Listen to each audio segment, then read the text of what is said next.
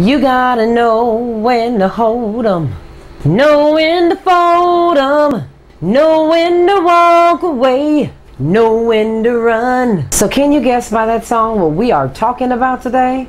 Because we are going to be talking about how do you stop pleasing others and start taking care of yourself. People pleasing. Honey, you don't have the time to do that. You have got to learn how and when to set limits, and we are going to work on that today. My name is Kelly Anderson, and as you can see, I am a relaxed influencer. You probably won't see me here with a bunch of makeup on because I really don't wear makeup. You won't see me here with a big old fancy outfit on because I don't dress fancy. I'm real laid back and easygoing. But what you will get here is the truth. Look, it's hard to stay true to yourself if you're constantly doing things and acting in certain ways just to please someone else. What people want and what they desire changes on a daily basis, if not every moment of the day. You can't possibly change your behavior enough to meet somebody's needs at their every whim.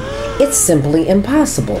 There are 5 ways that I want to share with you about how to go about not people pleasing, standing up for yourself, owning who you are, and setting limits. The very first step is stop trying to fit in. Just be yourself. See, the thing is that everybody wants to put on a mask and be somebody with each set of people that you're with. At some point, you're going to lose the very facet of who you are as an individual. So simply stop trying to fit in.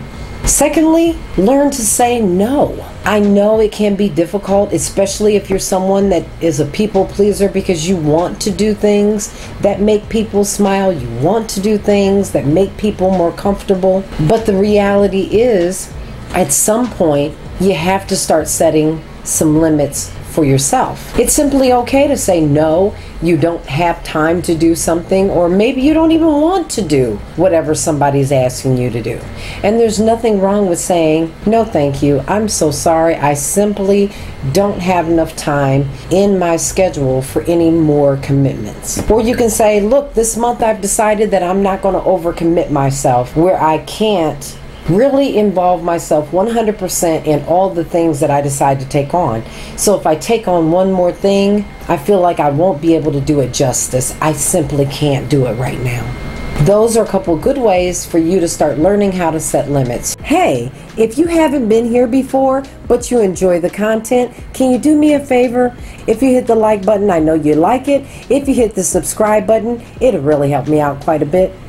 All right, let's get back to it. Number 3 is start setting some boundaries. Now, I know that's sometimes easier said than done. When you start setting boundaries, people kind of look at you side eye because they think that you've changed in some way. But the reality is you're learning how to better take care of yourself, and there's nothing wrong with that. So the first thing that you want to do is to create a list of the things that make you uncomfortable or the things that make you feel used. So that way you can have more insight, and this is how you develop a little bit more self-awareness, because you know how you feel in certain situations. Now once you've made that list, now you know where to set those boundaries. This isn't something that anyone else has to approve of. This is about you taking ownership about who you are and how you feel as an individual. Number 4. It might be a good time for you to take a moment just to spend some time alone. You need to be spending time alone at different points in your life. Maybe coming out of a relationship, coming out of a marriage, when you change jobs, maybe if your friendship circle has changed. Take a minute and just be by yourself, because this is not only time for you to heal, but it's also time for you to start identifying what you really like, what you really want to have in your life, and who you want to have in your circle. Now, when we're talking about your circle, that is your next order of business. That is number 5. You see, you deserve better. Everybody in life is going on a journey, but everybody's not meant to go with you. And if you continue to drag that person along, eventually it's going to mess up your opportunity for success. Show me your friends, and I'll show you your future. So I just encourage you to take a look at the people that you're surrounding yourself with and ask yourself a few questions. Would they do for you what you do for them? Can they give selflessly? Meaning, can they help you or do for you or give to you without expecting something in return? Are you surrounding yourself with the type of people who want you to do better and will help you to do the things you need to do to succeed? Are you surrounding yourself with people who are like-minded? Meaning, if you're someone that's driven, is your friendship circle people that are driven? If you're someone who's excited about life, is your friendship circle people that are excited about life? You need to surround yourself with people who are ideally better than you. I know a lot of people say birds of a feather flock together. You hear that statement all the time. If you surround yourself with people who are just like you, then you're never going to grow. The people that are most successful in life are people who surround themselves with people who are one step ahead of them. I want you to take a minute and think. You have a kid, they're doing well in school, and then all of a sudden, you see your child hanging out with a group of other children. Instantly, you know those are not the children that they need to be hanging out with.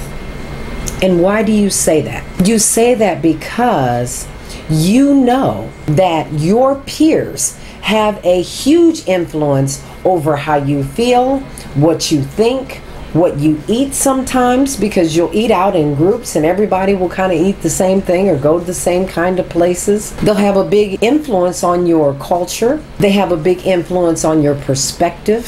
So keep that in mind when you are choosing those to have around you, because you won't see a successful person hanging out with somebody who's not doing anything with their lives. It's sad, but it's true.